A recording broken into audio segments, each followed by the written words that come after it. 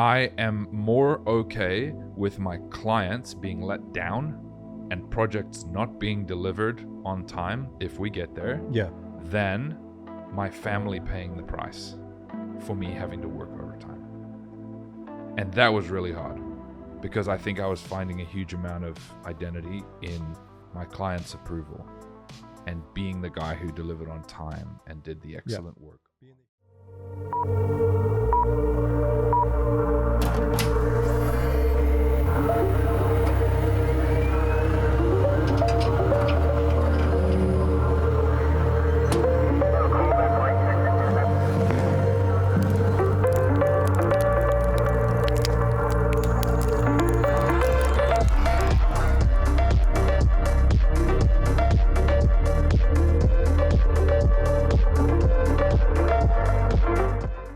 All right, here we go. This is the Stuart Dooley podcast. I thought it was the Noah Elias podcast. Hey, everybody. I'm Noah Elias, and welcome to Creating a Life by Design podcast. I have the distinct pleasure of welcoming my good friend, Stuart Dooley, who's an incredible designer, father, husband, and great friend, and also works in the ministry space as well. But a big part of what brought us together was his design world and what he does in terms of his creative outlet, which is amazing. We met at an event. You'll hear a little bit more about that. But the show is Creating a Life by Design to help you live life more on purpose and to be strategic with your time, your talent, and your money. And today we're going to be unpacking his story from what it looked like to go through Operation Simplify in terms of his business and his entire life, and then also what it looked like to start to get to upgrades. But it wasn't easy, and there's a tremendous amount of crucible. And so today we're going to really unpack that journey, and then how we work together in that journey, and then how you can apply these same principles in your own life to get these benefits. So Stu, I want to say thanks for coming, man. Thank you. So thanks stoked for to have having you me here. Yeah, this is great. Again, exactly. We had some technical difficulties on the first one, but I'm really grateful because actually I believe it's going to be even better. So let's dive into it. Tell everybody a little bit how we met, but also lead with what you do. Who I am. Who you are. Who I am. Well, on Noah's advice, I now lead with I'm a husband and a father. There you go. Because that's the priority order. That's right. Yeah. Everyone leads with what they do vocationally as their primary identity piece. So we're working on shifting that. That's right. But beyond being a husband and a dad of two beautiful little kids, I'm a business owner and I run a creative agency. We do branding and design work. And as well as that, I'm one of the leaders in our local church and do a bunch of ministry stuff and serve and love and lead there too. So How long have we known each other now? us? Yeah. I think it's 7 or 8 years. We originally met at a coffee and creatives morning that you were hosting at your loft in Santa Ana. That's right. And another creative industry friend of mine invited me along to come to that. So I came to that. It was a great morning. So that was our first connection point. Yeah. What stood out to you in that morning? Just how handsome you are. Yeah, whatever. No, but you know what I mean, dude? Like, what stood out to you, like, that prompted you to say, let's hang more?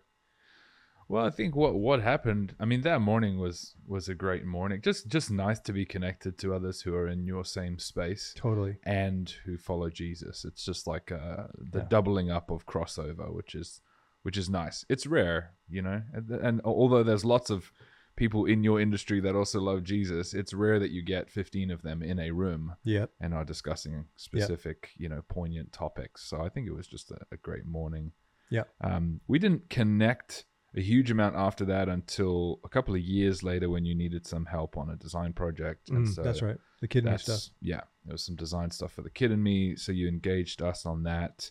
And then you came into the office to review a round of work. And I think you were surprised that there were 3 or 4 other people in there with me. And you were like, oh, this is a business. This is not just Stu, the freelancer. Right. And I was like, yeah, I'm kind of like exploring building something bigger than myself. Yeah. And you asked me in your Noah Elias way a few poignant questions. some of your true north questions. Do you know what you're doing? Why you exist? What's your strategy? How are you building the kingdom of God? Like, I just had no answers. And so I was like, we do design? What do you mean? Like, what are you asking me about?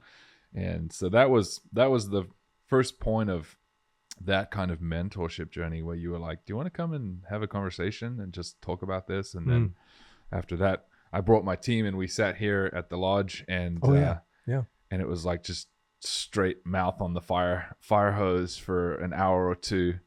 I couldn't write fast enough. My hand was aching by the end of those 2 hours. I was just like, what is going on? And then after that, it was like, okay, let's work together. I need your help. There's so much experience and wisdom there that I just had none of. So what stood out to you from that session? Because I remember we did that, and then we did the kingdom operating system kind of overview of operating in the blessing versus in greed. And but the one at the lodge, though, what stood out to you there?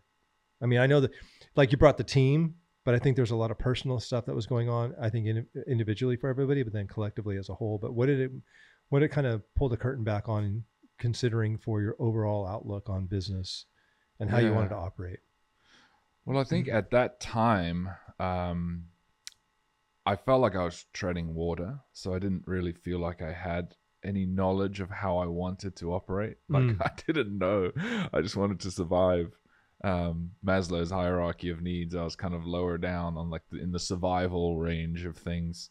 But yeah, I mean, I don't know, you just started to expound upon some of the kingdom operating stuff, some of the 10x 2x Dan Sullivan stuff, some of that, you know, and it was just very expansive and beyond what I had ever considered.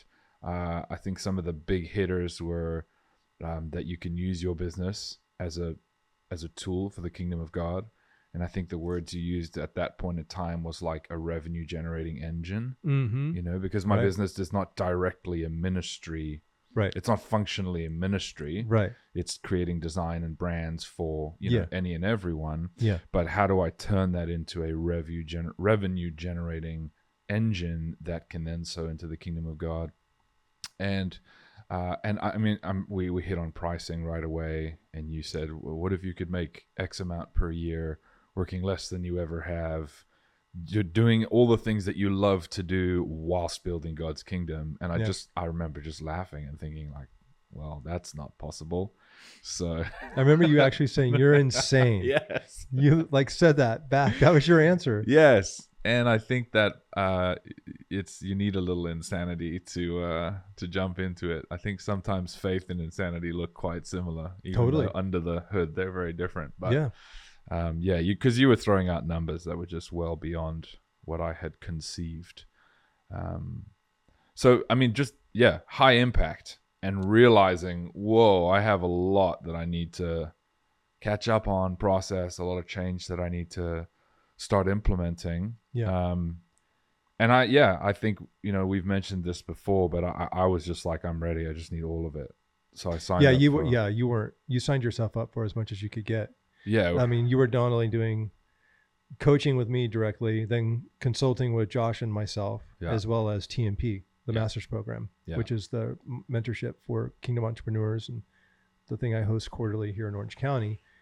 But the interesting thing, I want to go back to your symptoms. You used the term oversubscribed, and this was not an easy road. So I do want to unpack the framework that we started to journey through. But can you talk about what the symptoms of, before we get into Operation Simplify, what do the symptoms look like of where you were when we started this process? I think the number one symptom is stress. Stress is a good way to encompass all of the negative symptoms. It's stressful, chaotic, feeling back-footed. You feel like you're behind. You're just chasing your tail. I know that I would say often I feel like I'm playing whack-a-mole, just all the time, just boom, boom, boom, boom. And as soon as you've accomplished one thing, the next thing pops up. And when you don't have a plan or a strategy, even the victory of hitting the whack-a-mole down that you just hit doesn't feel like a victory, because it's not on a scoreboard. It doesn't count for anything. You just feel like, I'm just trying to survive. before I get eaten alive by these moles. Totally. So, yep. I felt like I was like at, treading water at the water, and I felt at the top of the water column, and I felt tired. My priorities were certainly out of whack. I think that's a major symptom, and just in terms of family, marriage, parenting, my own personal health, my spiritual health, my availability for my community. At that time, I wasn't in the same level of leadership in my church that I am now, because I couldn't have been. I just didn't have any. I didn't have availability. I didn't have any space, and so the combination of those things is not a fun. I'm not painting a very pretty picture. Stressed, chaotic, drowning, back-footed. But let's take it a step. Let's take it a step further. That when the word priority came into your life, there's an interesting story that you have with Dana. Yeah. Well, it was a Sunday, and it was actually John Mark Comer who was preaching at our church, and he mentioned the original word priority is totally singular. So we use it out of context when we say, like, here's my list of priorities. It should just really mean one. And so he asked this poignant question at the end of his sermon, and he said, what is your priority? Go away and think about this and write it down. And so me and Dana went home afterwards, and we were kind of discussing, and I was like, well, I think it could be this or it could be that. And Dana, my wife, was like, I know what it is. Mine. She knew what mine was. And so I was like, okay, what is it? And she was like, it's your work. And it was one of those moments where it's like the loving need of the balls. Yeah. And then you're kind of held as you weep, but also liberating. And I was like, okay, tell me more. And so she's like, you will sacrifice everything on the altar of your work. And so she's like, you put work before us, you put work before yourself, you put work before the kids, you put work before the community, you defer all of these responsibilities that you have to the bottom of the list, and you take up work. And I was like, whoa, and we spoke about this cart before the horse idea, and how putting God's kingdom first doesn't look like organizing your big old missions trip to a third world country where you're going to preach on a stage and pray for the dead to be raised, the kingdom of God. No, the kingdom of God is your own personal health, your spiritual health, your wife and your marital health, your children and your parental health, then your church and friendship, your community health. And work should be fifth or sixth ring, out, if we ripple out from the center of you and your personal health. And so my ripples were all in the wrong order. It was the first thing in the center of my rings was work. Yeah.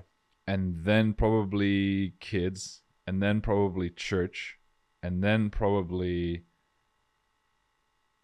Dana, and then probably personal health. So it was just all out of whack, just very, very unhelpful functionally. Yep. So she said, if Jesus says put first the kingdom of God, she's like, the kingdom of God manifest in your life is your health, our marriage, our kids, this community, then your job. And you're putting your job first. And it seems to me, she said, that if you keep thinking, if I can just fix the work situation, everything else will come into alignment, and then I'll have the time. If I can just, then all the other things will happen. And Jesus is like, no. If you just put my kingdom first, I'll bring the other things into alignment. And so when you get the horse in front of the cart swings into alignment. That's right. Yep. The microphone swings into alignment. Yeah, that's right. No, but what's cool about that is most would just think, seek first my kingdom and righteousness. That means like you said, let's go on a ministry event and go overseas and all that. No, that's legit. That's you. Yeah. As a ministry, meaning the ministry of your home. Yes. Starts with you. You are the thermostat to the home. You cannot pour into your wife what you do not have or received.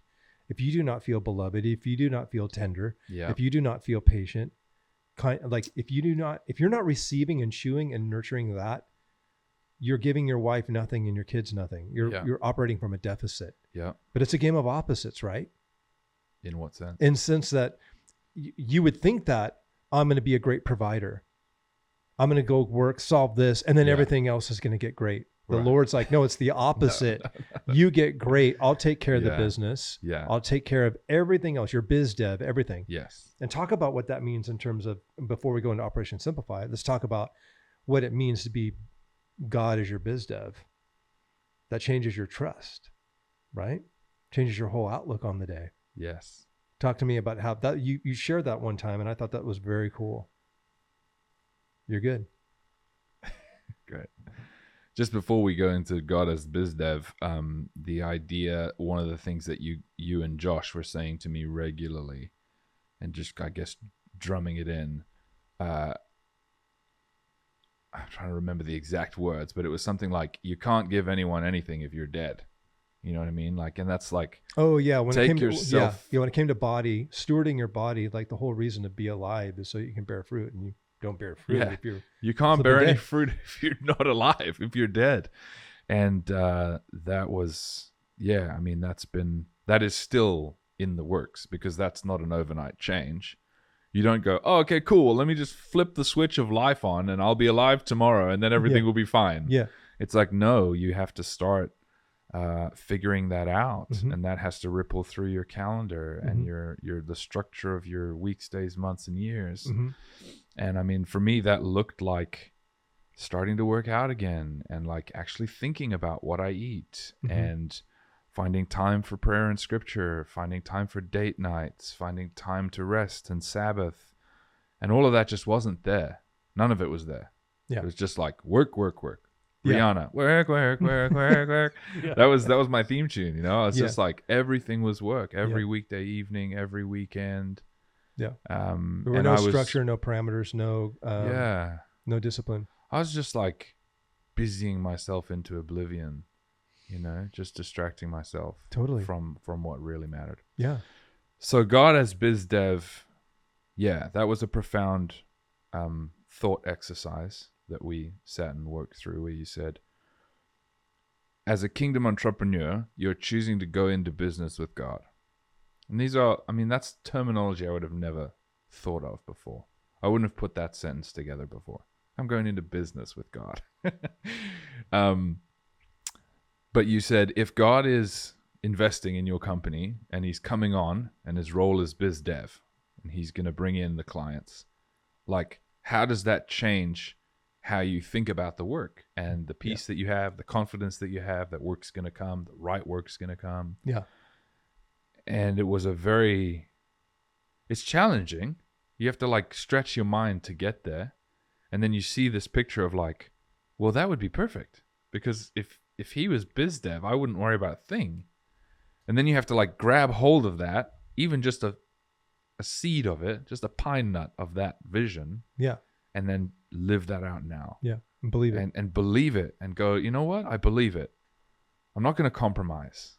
I'm not just going to take whatever comes, because I believe God's my biz dev, and like, I believe that he's good, and I believe that he's going to provide, and I believe that he knows where, when, and how. Like, and so you'd take your hands off of that wheel. If Jesus was like, let me drive biz dev, you wouldn't be like, okay, but like, let me keep one hand on the wheel while you drive. Right. All right. Let me just cover you. Let me just make sure you've got it. Yeah. You'd let him do it for sure. And, that was a big deal. And it's interesting how that unfolds, right? Because it doesn't mean like, well, just stop marketing, stop thinking about your business, stop meeting clients, stop handing out business cards. That's not what it means. It's at the root of where you place your trust. Mm-hmm. And if your trust is in you as provider, the cart's before the horse. But if you come to the point of realizing God is provider, he names himself Jehovah Jireh, God our provider. Mm-hmm. If he's willing to make true on that promise, then I place my trust in him for the provision. And now the horse is before the cart and things swing into alignment, because we're not meant to carry that level of stress. So true north, we started to establish a true north of like, hey, we're about to go through some big time furniture being rearranged that God's going to do. You know, when God starts to prune, lean into the knife. Yeah. And you wanted it. You're like, I want this change. I want as much as I can get as soon as I can get it. And you kept on saying, I need this in my bloodstream as fast as possible. Yeah. So we started to implement the framework, which is Operation Simplify. Then it went to Operation Upgrade, and then optimization of more upgrades all the time. Now, you were doing the bare basics, and that was the implementation first. And it drove you nuts because you're like, I went straight to personal. And you're like, frick, dude, I want business. Yes. I'm like, no, just solve my business for me. And I'm like, the business is a direct reflection of your personal life. Which is, it's such a comedic, an accurate representation of where I was. Okay. I was hiring you to fix my business because that's all I cared about. So talk about Operation Simplify and how that got implemented. You went kicking and screaming into saying, fine, I'll do it. But you were pissed because you're like, the reward was like, yeah, we'll work on the business, but you got to do Operation Simplify first. And that was the basics. Talk about the basics. Oh, well, the basics is everything. And it's harder than you think. It's simpler than you think. Mm-hmm. It's so simple and yet so hard, which I think in many ways, I would hazard a guess is part of the reason that a lot of people don't do it, because it seems too simple to be that hard. Why is this so hard when it's so simple? Totally. Like, and the matrix that you gave me was the mind, body, spirit, soul. Mm-hmm. And we spoke about 15s, and it was like, can you get 15 minutes in each of these disciplines every day? Yeah. And that felt like Mount Everest. And what's crazy is it was only 15. 15 minutes. I'm like, you spend 15 minutes scrolling Instagram while you're pretending to poop every day. You know what I mean? Pretending to poop. Yeah, you're not actually pooping for 15 minutes. No, that's right. And so that was very hard. And we stayed there for a long time. You know, I came in like, all right, cool. Like business gurus, like give me your advice. How do I optimize my business? And you were like, how's your marriage? And I was like, it's fine. Let's talk about business. And you're like, how are your kids? Yes. And I was like, they're fine. Leave them out of this. Yeah. What do they have to do with business? Yeah. What do they have to do with payroll? Yeah. And so we're just, we hammered on that mind, body, spirit, soul, mind, body, spirit, soul. Yeah. And for those of you who don't know what that framework is, mind is expanding your understanding and your knowledge through learning, through books, through podcasts, conversation, learning. Expanding your mind, learning. Yeah. Body is realizing that your physical body is a temple, right? Mm-hmm. It's a holding, it's holding your spirit, and you need it to be healthy to function. So exercise, eating are the primary ones. Spirit is your vertical connection with God, and that's, prayer, scripture, spiritual disciplines. Mm-hmm. And then soul is your lateral connection with others. Yeah, relational. And relationships and friendships or colleagues or people you're mentoring, whatever that is. Mm-hmm. And so that's the mind, body, spirit, soul. And it's harder than you think to do all four of those every day. Yeah. And I think discipline is something that I have really struggled with, just my personality, my temperament as a creative, as an artist, as a 4 on the Enneagram. I'm highly emotionally driven. I'm highly reactive. I hate intentionality. I hate planning. Yeah, you feel everything though. I feel everything. Yeah. They joke about the 4 on the Enneagram that they don't have emotions. They are emotions. Yeah. And so I'm always in an ocean of emotion. Yeah. And learning how to make a choice, like I'm going to the gym, whether I feel like it or not. Yeah. For 15 minutes. Talk about that whole thing when we were in Operation Simplify. We were talking about, and for those of you that hear about the master's program, which is the mentorship that we do on the quarterly basis, is part of that framework is life mastery through the basics of your personal infrastructure, mind, body, soul, spirit. It's like proving that infrastructure, your launching pad can be intact to support the life mission that you have coming when it comes to career, family, finances, and your kingdom assignment. How do you plan to live that out if you can't even steward the basics of mind, body, soul, spirit? Right. Right. Well, I think this is a huge challenge for our like people living in our time, where the kind of Instagram age of instant gratification and you got to be something special immediately. The lie that pervades our culture is that you can just jump to being excellent. You can just jump to mastery of something, and if you can't, well then just pretend, just fake it. Yep. Just make it look like your life is perfect. Right. Exactly. And it's not actually. Yep. And I'm a victim of that cultural mindset, and so I had this profound moment. One of the TMP sessions, I think it was session 9, and I was in the bathroom in one of the breaks and just praying and saying, God, like, give me something big. Like, I want something epic. Like, I want this heroic kingdom building thing, like what's my life going to be? Like, what's going to be my legacy piece? What's going to be on my flag? Oh, I'm just like, man, I want a hill to die on, like, give me something. Yeah. And I just felt him say, like, if I gave you anything big, it would crush you because you can't even do the basics yet. Like, master the basics. Become a master of the basics is what he said to me. Become a master of the basics. That's like the phrase that came to my mind. And it was like, because the logic is, until you can master the basics, how do you think you're going to cope with something big? You don't walk into a gym and stand next to the power lifter who's bench pressing 500 pounds and be like, yo, you show me how to do that? Like, I'm going to do it today. It's like, it will literally kill you. Yeah. It'll land on your rib cage and crush you. Totally. And you have to build up to it, And so he would be like, okay, cool. Yeah, I'll show you. And then he'd take all the weights off and he'd give you just the bar. And you might feel insulted, but they would say, you need to practice your form. You need to learn what's the right shape, what's the right movement, so you don't get hurt. Totally. And then you start there, and then we'll put 5 pounds on each side. You know what I mean? And you might feel like a baby, but that's how you get there. Yep. And it's the same with this kingdom calling, and like, life mastery happens in the littles.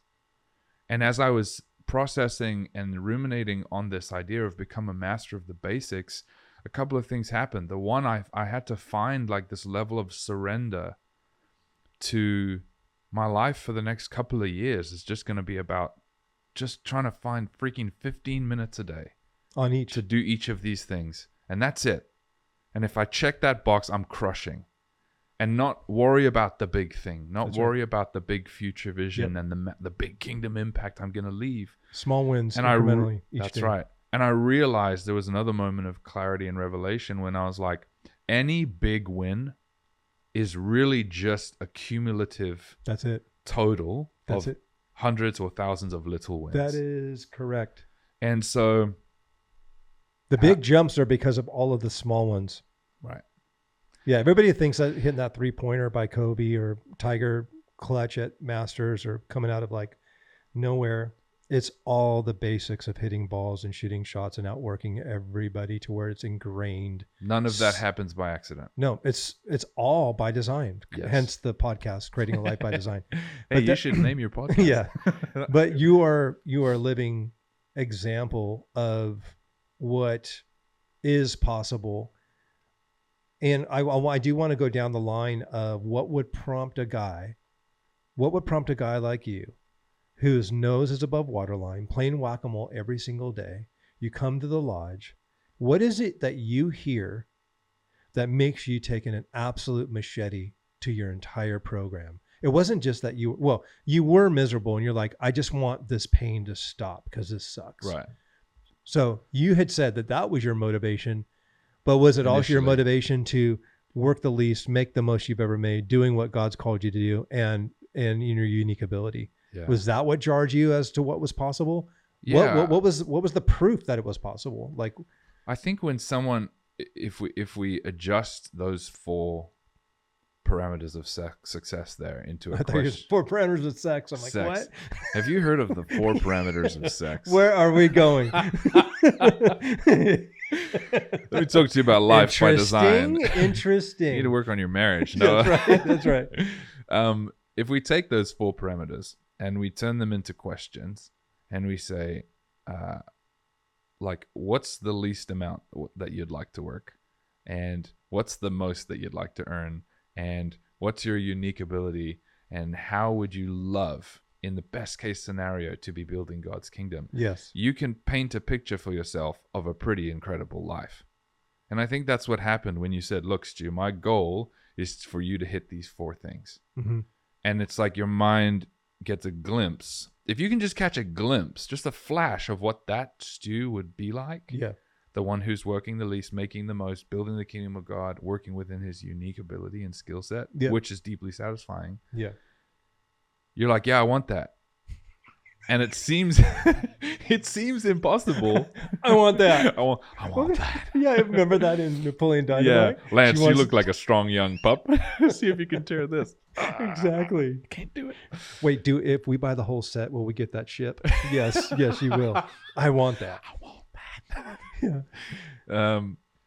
Yeah. So I think there was, as you mentioned, there was a duality to my motivation. I was being drawn towards a glimpse of a future that would be the true north, incredible, a true north that was very inspiring. But I was also being driven away from a horrible place, a horrible mode of being. Yeah.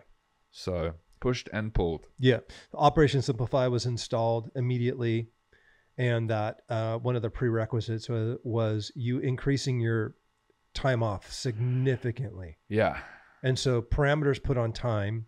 And as we went into session 3 of, time mastery, we talked about that whole idea of how to allocate your time, get control of your calendar.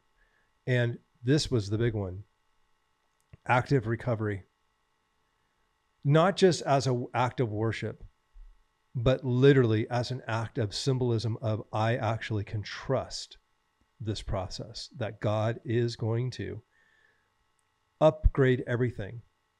But show me what rest actually looks like. Because you were, when I met you, if I just double down on work, and if I double down on efforts, I'm going to work my way out of this pain. And at some point, I'm just going to get luckier, and I'm going to be self-made, dues paid. I'm going to hustle, and I'm going to grind my way through this. It just has to hit at some point. Yes. And that's where that surrender came of like, that isn't going to happen. That was an illusion. That was hard. That was an illusion. And it was hard to let go of. But it was an illusion. It didn't let go easily. I didn't let go easily. No, I'm proud of myself for letting go. Well, at least we've let go in part. We're still letting go. For sure. It's a process. Yeah. It's a journey. But you get addicted to letting go when you start to see the freedoms that you start to gain. Yeah. And I mean, coming back to the time thing for me, that was a huge and very immediate shift. Some of these things take a long time to outwork and even bear fruit. Yeah. That one was like an overnight fruit. It was like... What did that look like? We adjusted the calendar and the next day there were big juicy apples on the tree. You know what I mean? Like that's a really quick win. I love that. It's a hard one, but it's a really good one. If people want to start taking a machete, well, just pull out your calendar and machete off all the time that you were giving to work that you should be giving to yourself, your marriage, your kids, your community. And so for me, that looked like just basically setting up some really tall fences around weekends and weekday evenings. Anything outside of the standard Monday to Friday 9 to 5. Yeah. Because I was just blowing past our boundaries on a daily basis. I was working late. I was working weekends. I was just, like you said, because I was like, I'm going to hustle my way out of this. And I was actually just hustling deeper, into the chaos. Yeah. I was like, I'm going to dig my way to China. Like, no, you're going to dig into the core and get melted. That's right. Yeah, you're going to burn. You're going to burn. Yeah. And so we blocked off weekends. It was just like no more work. And we blocked off weekday evenings. And I had to say to myself, I had to make this decision. I am more okay with my clients being let down and projects not being delivered on time if we get there. Yeah. Than my family paying the price for me having to work overtime. And that was really hard because I think I was finding a huge amount of identity in my client's approval and being the guy who delivered on time and did the excellent work. Being the hero time. and getting and pleasing. I was getting the approval. And so I wanted that. I needed that. I was craving that. And so I would sacrifice my weekend with my family in order to please my client come Monday morning. Mm-hmm. And so we just said, no more of that. That's not happening anymore. And so immediately, I mean, I've just gained back. That's a lot of hours, that I've just gained 2 to 3 every weeknight. So 10 to 15 in the week, and then 48 hours over the weekend. Yeah. It's a lot of time that I just gained back. Yeah. The quality of life started to rise. Yeah, definitely. I mean, connection. Me and Dana started doing marriage counseling and therapy, started scheduling date nights, scheduling dates with the kids, and just being present and being at home. It doesn't have to be as fancy as a date or something but big. You were making a living now, not making a working. Yeah. Yeah, the living wasn't making me. The living owned me before. But your active recovery of trust is actually essential. Yeah. I had no value ascribed to recovery. It wasn't what do you mean? Like that's not productive. You're lazy. Yeah. Or like a minute away from the grindstone is a minute away from productivity. Like, why would you be resting? Yeah. You need to work. Yeah. Stupid. Yeah.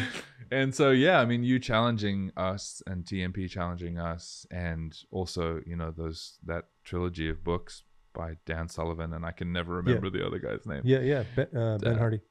10X, Who Not How, Gap in the Gain.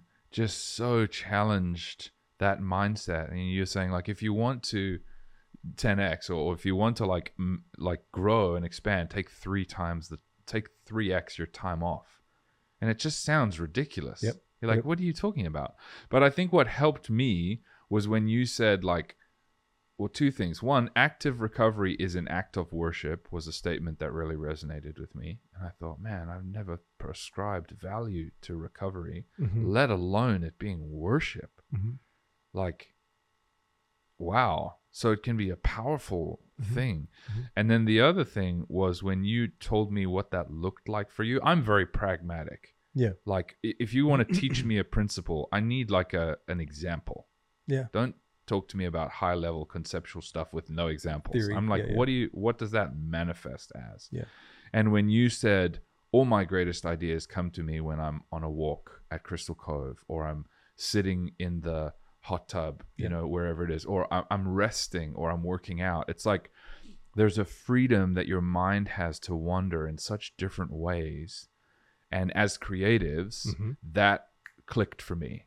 I was like, oh my gosh, that's how active recovery can be so powerful. It's essential. Because I'm out of the the factory machine structure of working. Yeah. And now my brain is meandering between like, oh, what a beautiful, sunset over the ocean, and discussion with my wife, and I like see some flowers and and a seagull, and then I have a flash of that brand that I'm working on. I think, oh, it'd be so cool if the logo arced like the way that wing does, and then I'm back to my wife, and it's like there's such power in that in that space, and so I had never even ascribed value to it, and now I do. The best downloads happen in that active recovery for inspiration and creativity. And what I find is really interesting with that is, if you're spending your entire life in implementation, you never have a chance to go and refuel the cup and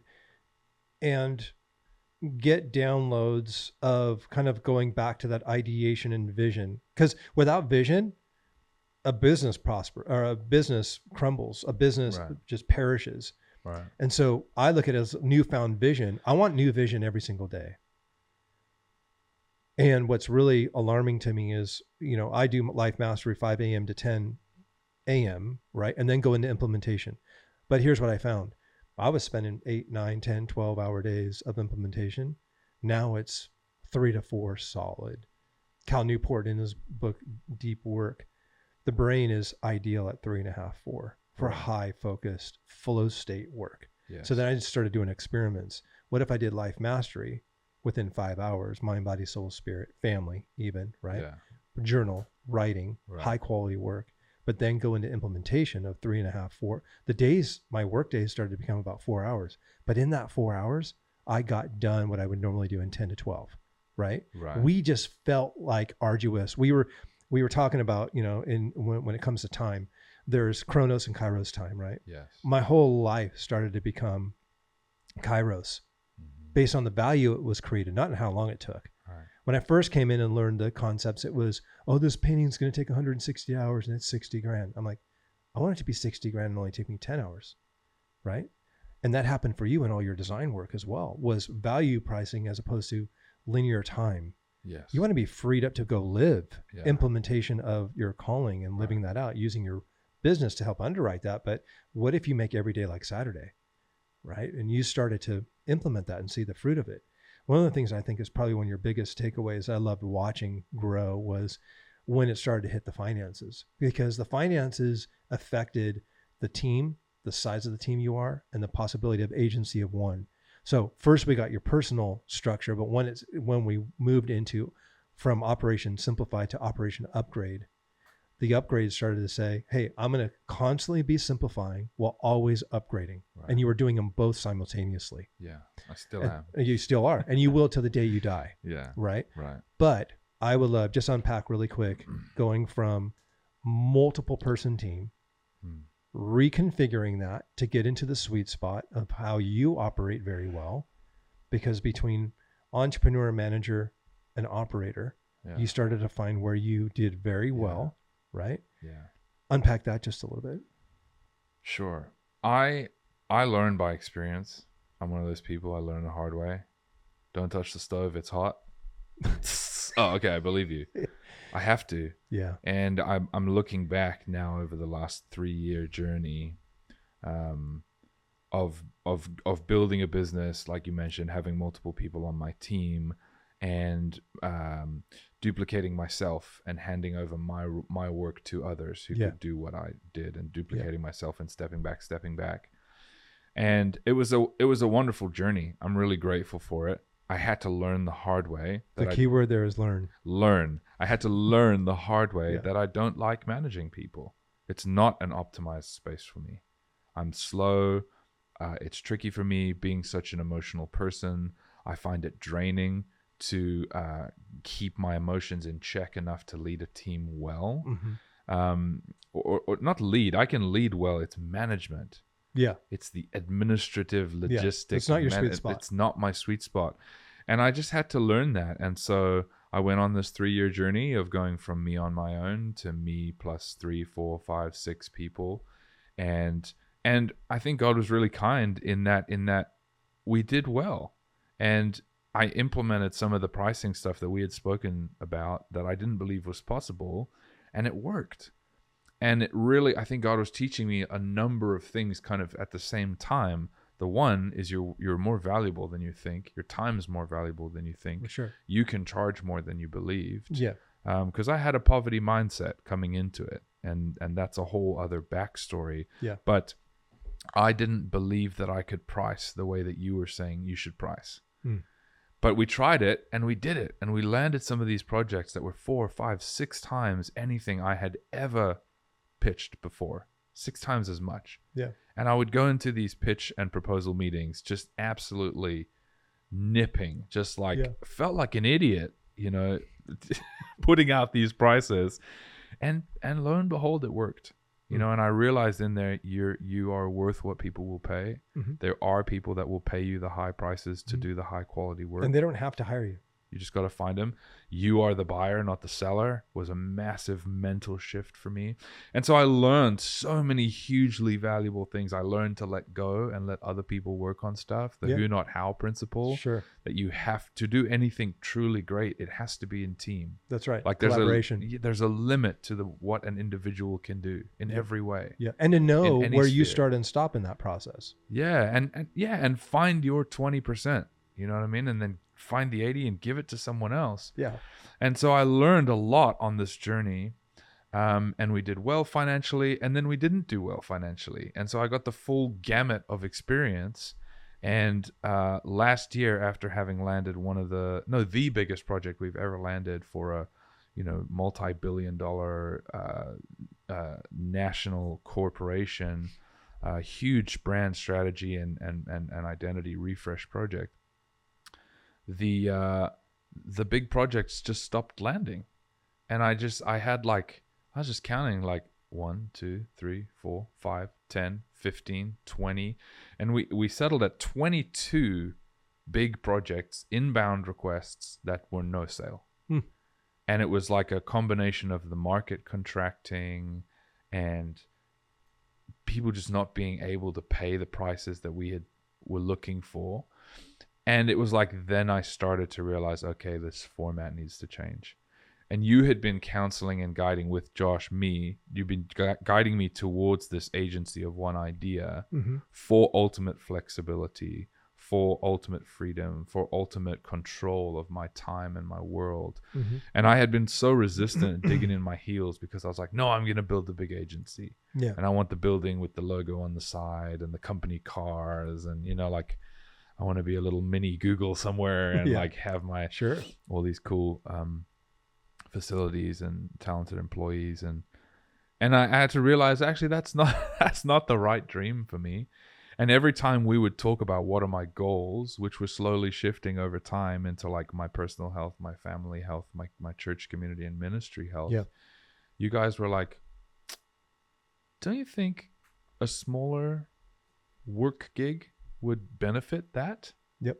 Like what about doing what I do, what you do, kind of agency of one, have some trusted contractors, scale per project, don't carry any unnecessary overheads. That's right. Optimize, like machete the thing, make it lean and mean. And I was just very resistant. And so eventually God just grabbed my wallet and was like, here we go. Yeah. And I have been praying and asking him, Lord, open doors, close doors. Lead me in that way. Make it obvious. I'm dumb. Make it obvious for me. I'm stubborn. I'm dumb. I'm emotional. I'm reactive. Yeah. I need you to really help me out. Yeah. And so he started clearing the decks of my employees in a beautiful way where people were offered amazing other jobs and felt like they needed to move to different spaces. And so I had the most chill and peaceful experience of my team being thinned. I didn't have to fire anyone. I didn't it was so it was a nice transition. Gracious on his part, on God's part. And we eventually got to this point where I was like, okay, we don't have money in the bank account anymore to keep underwriting these salaries. There are projects on the horizon that are going to come in, but they haven't landed. And so now we have to transition the model.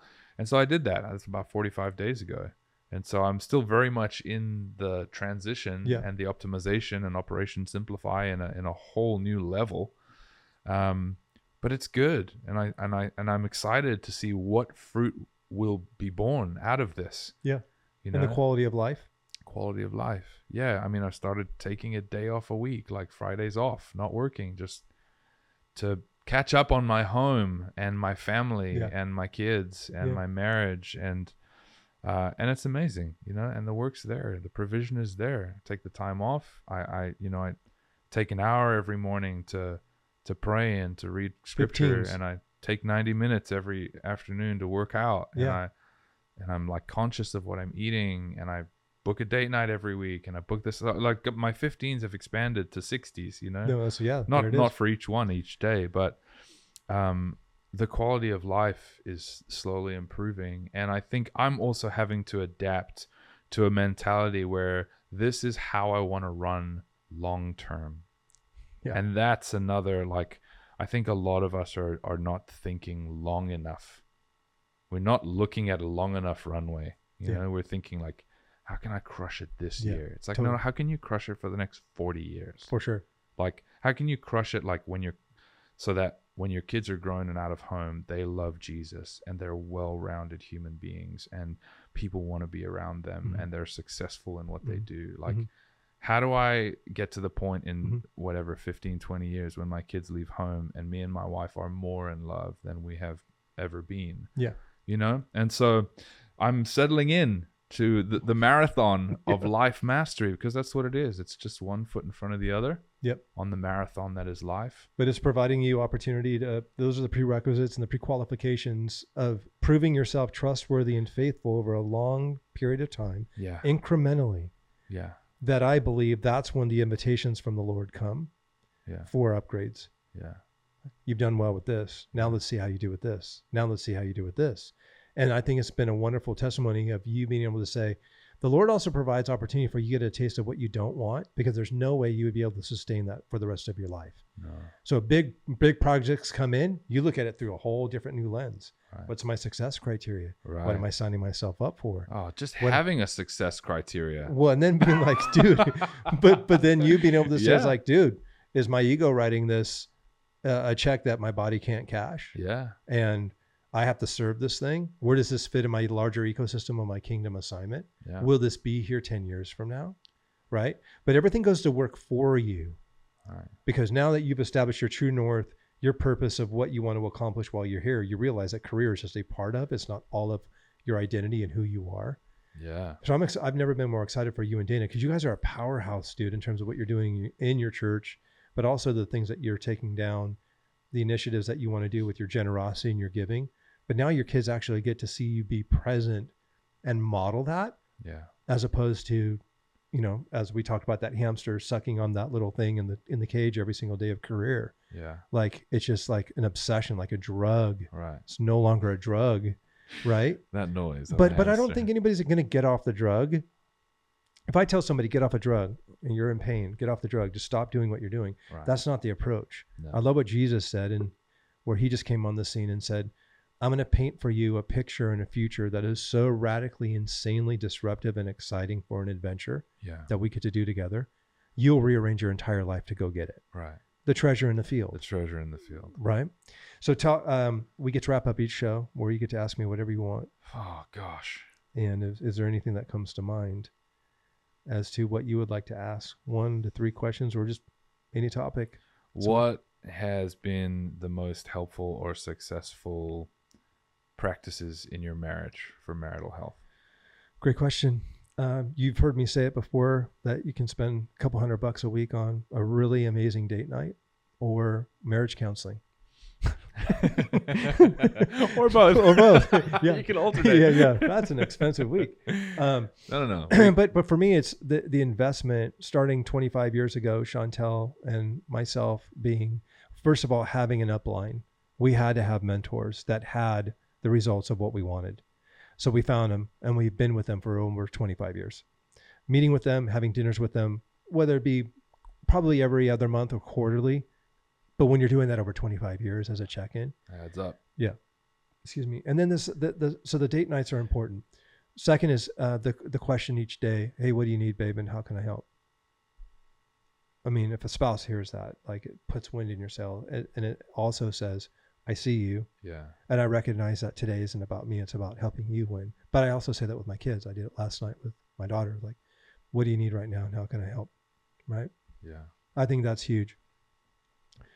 I've found that relationships in general are 2 things, and only 2 things: transactional or transformational. And every single day, whether people think they're in business or not, they're selling. You're selling what you want to get today to your wife.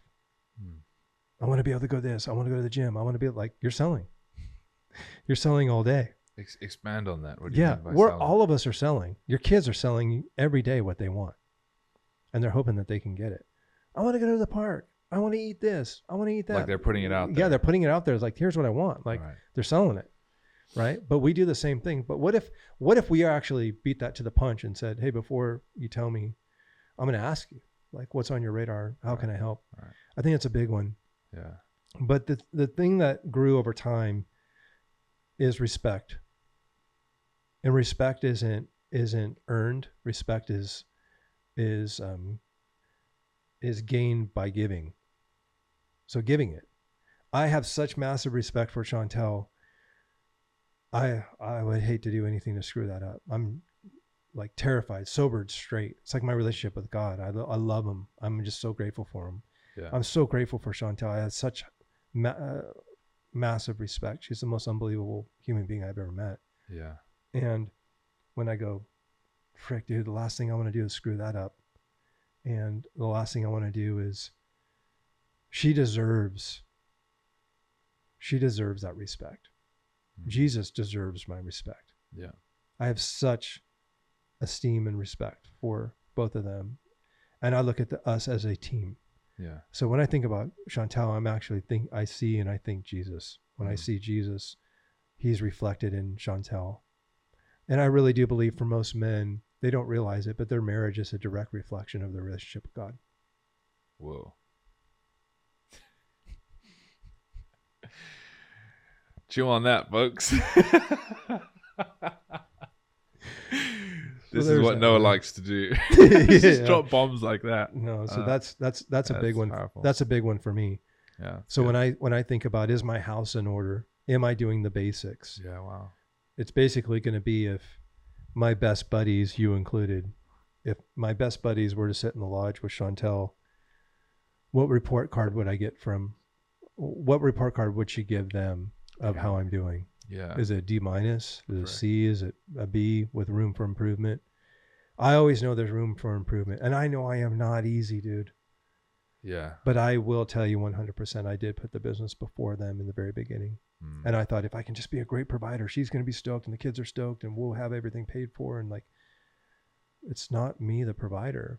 She wants quality time. And so the other, probably the third thing outside of date nights and asking the question, what do you need? How can I help? Was also discovering what her love language was. Acts of service, gifts, physical touch, quality time, words of affirmation. And when the kids are little, it was one. When they grew up, it was another. When they grew a teenager, it changes. Yeah. So you need to really understand that the goalpost is going to move on your marriage in terms of what the love language is going to be. So quality time, acts of service, things like that, really honing in, because most of the time I would get the car washed and get the whole house dialed and she's like, this doesn't do anything for me. Wow. Seeing you with the kids is what, right. So that sort of thing. Find out what the love language is and ring that bell all day long. Last one is this. When Chantel and I went out on date night in session 4 of TMP, we were in the recession, lost my stepmom to cancer, who was taking care of little Noah.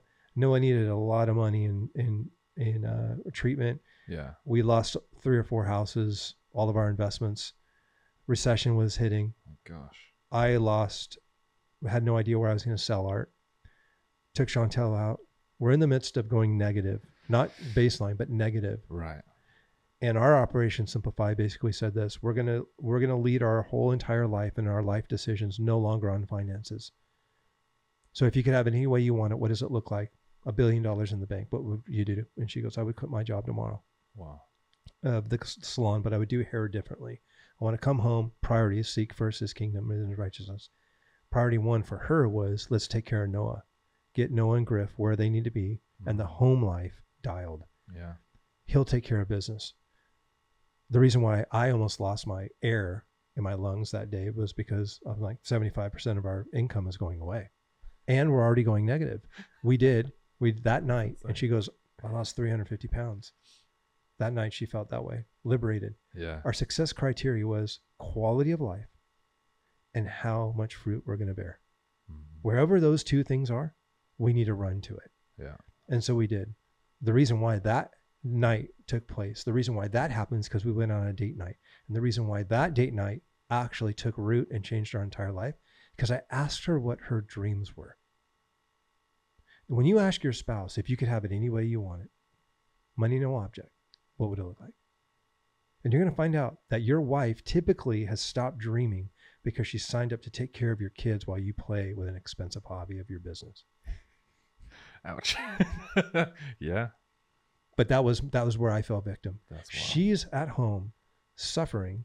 I'm taking her personal money, financing my dream of being an entrepreneur. We're going negative. She's going to work to finance my dream. Jeez. So we had to restructure that Operation Simplify. Thank God for the master's program. Right. It took all the right ingredients, reformatted them into a proper sequence to be optimized to build God's kingdom. It was never going to happen the way we were doing it. Right. So the only reason why our marriage is what it is today, which is, if I was to say what would I want my tombstone to say in terms of the masterpieces of my life, would be my marriage, my relationship with God, and the relationship with the kids and my friends. My career won't be on the highlight reel of my life. It won't be on my slideshow. My career will never be there. Yeah. What'll be there is you and I having this discussion. Right. How many people will be standing in heaven as a result of our life, career included, Right. But we got to get our priorities right. We got to get our mind right. We got to keep our game tight for the rest of our life. And the way that we're going to be able to get those upgrades is if God knows we can be trusted with his resources. God knows he can trust you with Dana, trust you with your children, trust me with Chantel and the kids, trust me with the business, trust me with the finances. Oh, and he's going to trust me with business opportunity. You know, we'll sit here and market, and I need $1 million client. Well, what if we just got ourselves ready and prepared and stand on the sidelines and wait? Yeah. And the Lord's like, here's $1 million client. Go crush it. And you're rested. And you've proven it in the basics. We're firemen. We're farmers. We're always prepped, ready to go, watered, right, gas in the tank, sweep the porch, do the basics, humble yourself. And then he will lift you up. He will upgrade you and exalt you. That's good. Right? So that's the way that I see my marriage. It's amazing. Any other questions? Why does it say 13? Goes 13? Yeah, we're good. 13 minutes? No, it's been more than that. It started at a much smaller number. We're good. Okay. My next question, I'll just do 2 questions. My last question, and this is for listeners more. Yeah. It's helpful for me to hear it. How long did it take you to go from like a mess to reasonably healthy? A mess to reasonably healthy in terms of understanding and wisdom, mind, within days. As soon as I went in the room and got the upgrade, I'm like, I got it. Yeah. I have the knowledge. I have the understanding. It's one thing then to take that wisdom and understanding and implement it. To implement it. Yeah. The implementation of those things started to happen on the daily. So I could say, crap, you know, I'm working out at the gym, but I'm not seeing results for 12 weeks. But I was in the gym daily. I was doing my walks, and I still do those walks, right? Yeah. So the body part took weeks, months to see full transformation. The mind took days. I could go exercise a new understanding of wisdom and knowledge, walk out the door and implement that. Like you said, it's like on time and calendar, and like that was an immediate upgrade. Implementation, I saw fruit. So it was like all of them were firing, and all these cylinders were firing in different ways. And each day got better, and each day got better, and each month got better, and each quarter got better, and each year got better. Finances could go like this based on trends and the seasons of business and economy and life. Yeah. All that stuff can change. But what that process of all of this being implemented just kept snowballing. Body got even better. Mind got even smarter. And now people are asking you for help. Right. It went from I'm a consumer and I'm a producer to now I'm investing in people. Now I'm investing what I have in my business and everything I'm investing in. I would say really optimization for anybody. This is the truth. Jesus spent 3 years with his disciples. Full transformation. Ready for this? Full transformation. Every thought leader will sit there and tell you, you can do this in 12 weeks. Do this boot camp. Do this mastermind. Yeah. How long do you think full transformation takes? I'm going to answer based on something you've told me. Which is? 9 years. Right. 3 years to get it. 3 years to implement it. 3 years to then be able to teach it. Which was super helpful for me to hear. Yeah. So watch this. So if you go from 3, if you go to Operation Simplify to Operation Upgrade, and you're in year 3 to 4 transition, which you are, now you're like, dude, this is becoming a normal. This is my new. And then people start coming and going, dude, I need help. Dude, I need help. So they might see firings of it in areas where they're like, dude, I'm seeing evidence. I want help. Can you help me with this? Because they're seeing you get freedom. So you get freedom in yourself. You get freedom in your business, your marriage and kids and things like that. And then you have, and here's the other thing. Your calendar is great because you got bandwidth. You got a day on Friday to go sow into people, to go sow into your community. You're not taking everything that you've learned and you've been given by the Lord, and you're going and giving it away and installing it into other people. And so, yeah, I had to go. I went through the master's program 4 times, dude. Talk about wanting to get it in my bloodstream and being ambitious. I got it 4 times. Now it hasn't been out of my life. Started teaching it 15 years, and now I teach it. Yeah. But if you want extraordinary, you got to stop hanging out with ordinary people. If you want extraordinary outcomes financially, you need to be hanging out with extraordinary people that think that way and can take that off your plate. Yeah. If you want extraordinary outcomes, you got to be hanging out with mentors that have the extraordinary outcomes you want, and the evidence and the proof to see it. The problem in our Christian world is very few people exemplify one thing to be successful in business and marriage and family, but another thing to do it in business and to be doing it where they're building the kingdom. And you're seeing it. You're like, wow, dude, it actually exists. The full picture. Yeah. The full picture, the whole enchilada, the whole buffet. And you're like, it's like seeing Bigfoot. It's like, dude, I heard this exists, but legit, this literally can happen. Yeah. How do I get it? Yeah. So the master's program was the solution. My coaching and helping other folks get it, consulting their brands, and we have all kinds of things that we offer now, but my life is only as good as my marriage. The infrastructure of our family, mind, body, soul, spirit, my personal well-being. It's good. It's crucial. Good. That's it. I appreciate your time today, dude. Great. How can people get a hold of you, or how can people get in touch with you? You're not a social media guy, but Dooley Creative is DooleyCreativeCo.com. Yeah.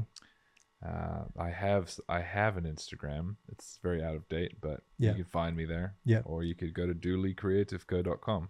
And if you were to summarize the importance of mentorship, coaching, and an upline, why would it be something to be considered for somebody that might be watching this that wants the upgrades, needs the help, not going life alone? I mean, it'll change your life. There's just no two ways about it. You can't learn what you don't know. You can't see in your blind spots. You can't get to places that you don't know how to get to. Yeah.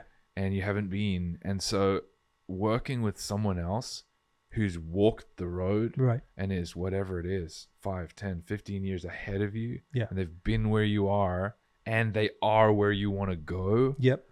It's just like the ultimate hack. Yeah. Why traipse around through the bushes, slashing, like looking for the path, when there's a person that's like, hey, I know the path. Hello, I'm on it. It's over here. Yeah. Let me lead you on it and show you. And hey, don't fall in that pit over there. Watch out for that sharp thing. Like, it's just absolutely revolutionary. I wouldn't know any of the things that I now know that have transformed my life and have pointed me towards that true north and toward God's best for my life without your input and without Josh's input and without being willing to go, I will submit myself to your opinions and I will listen to what you have to say and I will trust you and I will do the things that you're suggesting that I do. So I think mentorship, it is by far, working with you and with Josh and joining TMP have probably been, if not the most transformative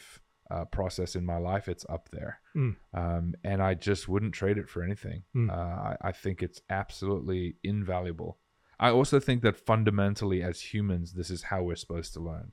We're supposed to be generationally life on life. Yeah, we're supposed to be handing the baton. We're supposed to be learning under a person who's discipling you. I mean, Jesus calls us to be disciples, right? It's like I think it's baked into our DNA. We're supposed to learn this way. Yeah. So see someone that's got what you want or that is heading in that direction and is a bit ahead of you, and just draft. So good. Get behind them and ask questions and whatever it is you need to do, man, because you're going to move so much faster with help than you ever would on your own. Yeah.